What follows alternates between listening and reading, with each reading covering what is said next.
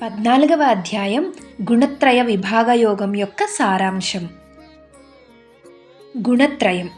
ఈ లోకంలోని సమస్త జీవులు 3 గుణాల ప్రభావం కింద ఉంటారు. సత్వగుణం జ్ఞానం, ప్రశాంతత, పవిత్రత ఇస్తుంది. రజోగుణం ఆశలు, కర్మ, చురుకుదనం, అసంతృప్తి కలిగిస్తుంది. తమోగుణం అజ్ఞానం, అలసత్వం, మోహం కలిగిస్తుంది. ప్రతి జీవి బంధనం. ఈ 3 గుణాల వల్ల జీవుడు శరీర బంధంలో ఉండి పుట్టుక, మరణ చక్రం అనుభవిస్తారు. గుణాల ఆధారంగా ఫలితాలు.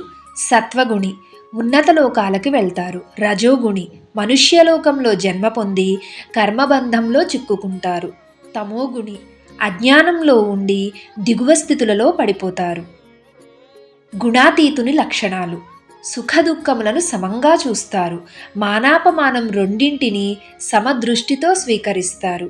మిత్రుడు, శత్రువు మధ్య భేదం లేకుండా చూస్తారు. ఫలాపేక్ష లేకుండా అన్ని ఆరంభాలను విడిచిపెడతారు. గుణాలను అధిగమించే మార్గం. శుద్ధ భక్తి యోగం ద్వారానే గుణాలను పూర్తిగా అధిగమించవచ్చు. నిష్కలంకమైన భక్తితో భగవంతుని సేవిస్తే పరబ్రహ్మ స్థితి పొందవచ్చును.